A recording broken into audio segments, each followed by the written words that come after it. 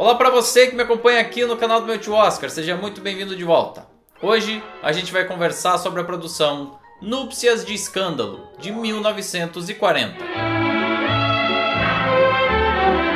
Quem acompanha a história do Oscar sabe muito bem que a atriz mais vitoriosa de todos os tempos foi Katharine Hepburn, com nada menos do que 4 prêmios de melhor atriz protagonista ao longo da sua carreira. Mas o que pouca gente sabe, por outro lado, é que ela já foi considerada um verdadeiro veneno para as bilheterias. Isso aconteceu no ano de 1938, quando os exibidores independentes dos Estados Unidos acabaram divulgando uma relação de nomes de artistas que, na opinião deles, não faziam muito sentido de estarem nas telas, já que eles custavam muito caro para os estúdios e não davam retorno nenhum em bilheteria. Estavam nessa lista, por exemplo, Greta Garbo, Joan Crawford, Marlene Dietrich, além da própria Katharine Hepburn. E de fato, analisando a carreira de Hepburn ao longo da década de 1930, dá para perceber que depois que ela conquistou o Oscar por Manhã de Glória, ainda no início da década, ela de uma forma geral se viu num declínio progressivo nos anos seguintes.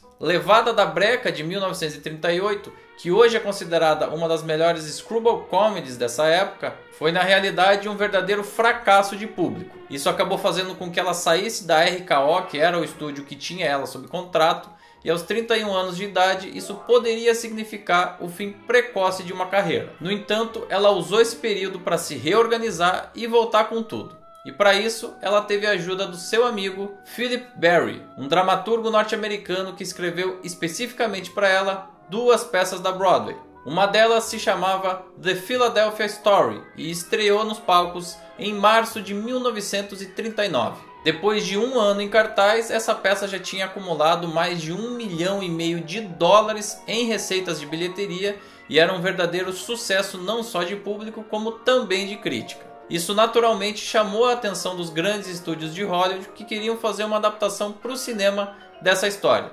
E Katharine Hepburn tinha os direitos de adaptação para o cinema justamente dessa peça. Em uma entrevista concedida no ano de 1985, a própria estrela explica como isso ajudou ela a voltar à cena. It was a huge hit on Broadway, wasn't it? But would you have been an automatic choice for the Hollywood version if you hadn't owned the rights of it? From whose point of view? From the studio's point of view. I mean, whoever wanted to make it as a film, would they automatically have chosen you if you didn't have them? Oh no, oh no. One of those girls would have gotten it. Which girls? Well, all them, you know, Joan Crawford, Carol Lombard, Norma Shearer, was Irene Dunn, Anne Harding, you name them. But it had to be you, didn't it? So I bought it. You owned the play? Well, I want to play it. De uma atriz que aparentemente estava em franca decadência, Hepburn retorna 2 anos mais tarde numa posição invejável. Além de ter conseguido negociar os direitos de adaptação da peça com o estúdio mais poderoso da época, a MGM, ela também teve carta branca para escolher os seus colegas de cena, a equipe técnica, o diretor da obra e, claro, ser a protagonista assim como ela era nos palcos. A história desse filme foi inspirada na socialite Helen Hope Montgomery Scott, que nesse caso recebe o nome de Traci Lord. Ela começa o filme cuidando dos preparativos do seu próprio casamento, que já era o segundo.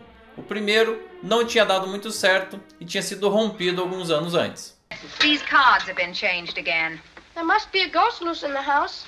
Maybe the ghost of bridegroom number 1. Oh, don't talk about Dexter as though he were dead. He might just as well be, for all Tracy cares. Right. Oh, I wouldn't say that, dear. Mother, if I never see Mr. C.K. Dexter Haven again, I'll be...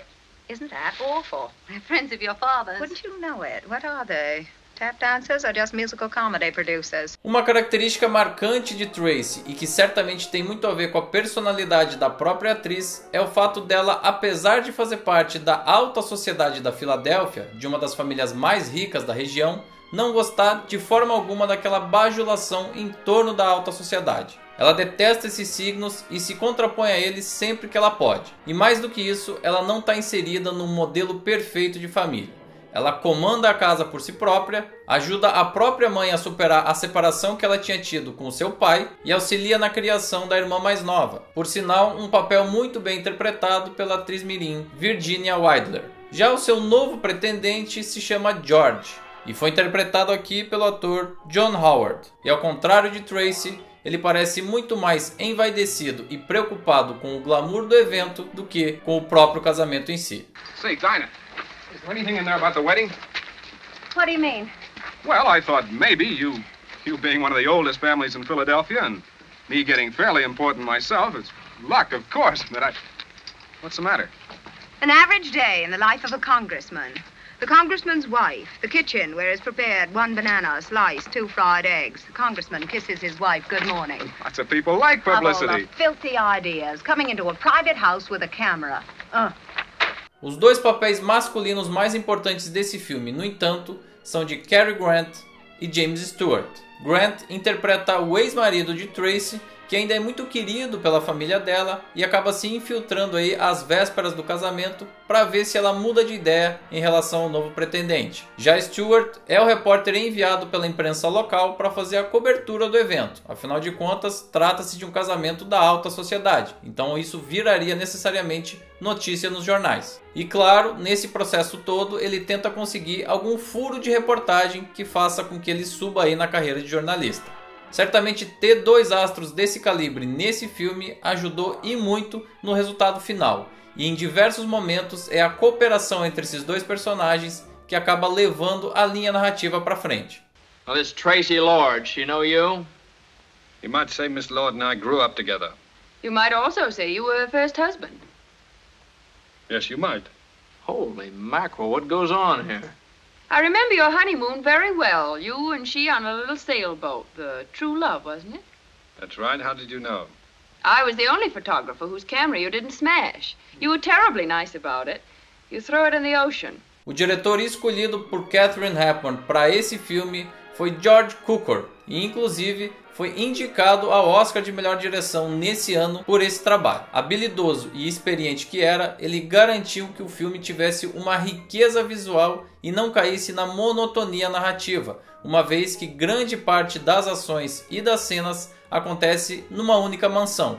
Então a quantidade de cenários disponíveis era um pouco limitada. No entanto, isso não fica evidente e existe aí um frescor na decupagem. Destaco também aqui como fator positivo o tom leve e divertido, ainda que a tensão seja um sentimento totalmente compreensível às vésperas de um casamento. Esse é sim um filme de comédia da mais alta qualidade, sem ser bobo ou simplista. Até a última cena a gente não sabe exatamente o que afinal de contas vai acontecer. Depois da aproximação do ex-marido com a protagonista, será que ela vai desistir ou não daquele casamento?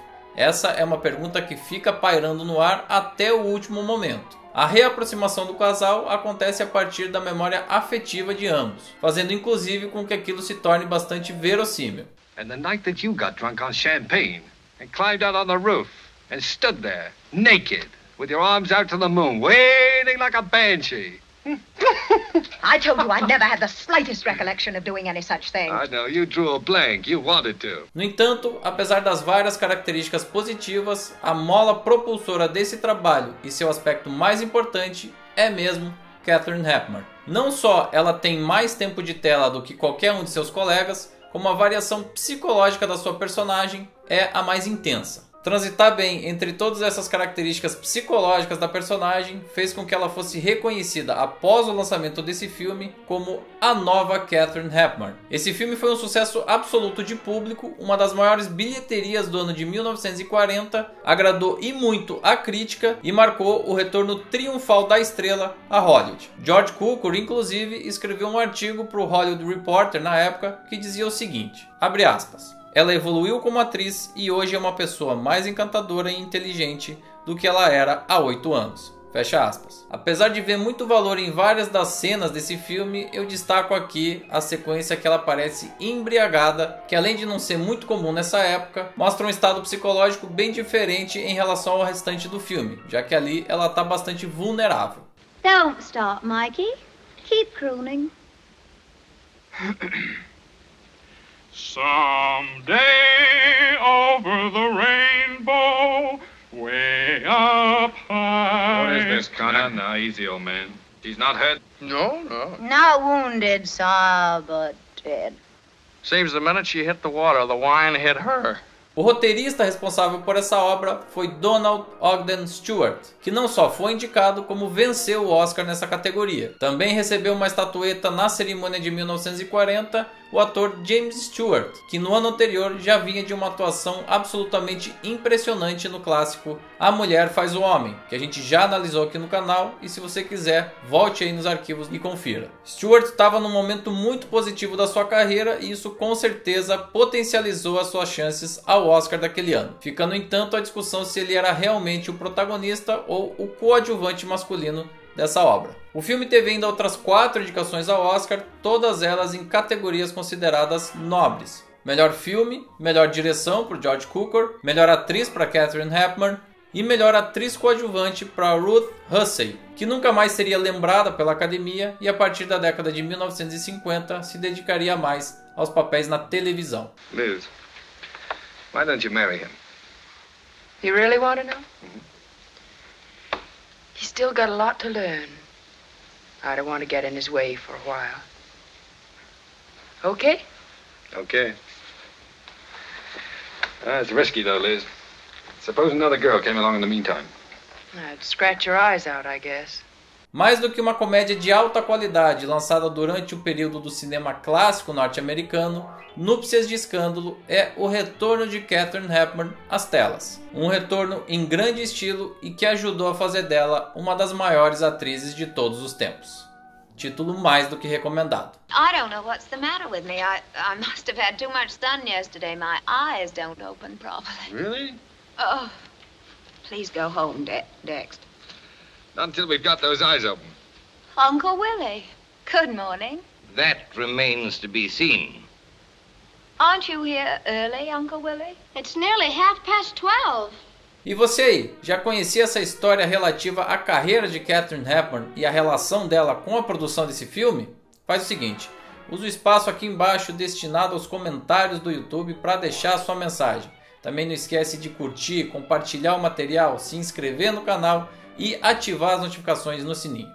A gente segue analisando os filmes indicados pela Academia como melhor filme de 1940 e o próximo título é absolutamente inesquecível.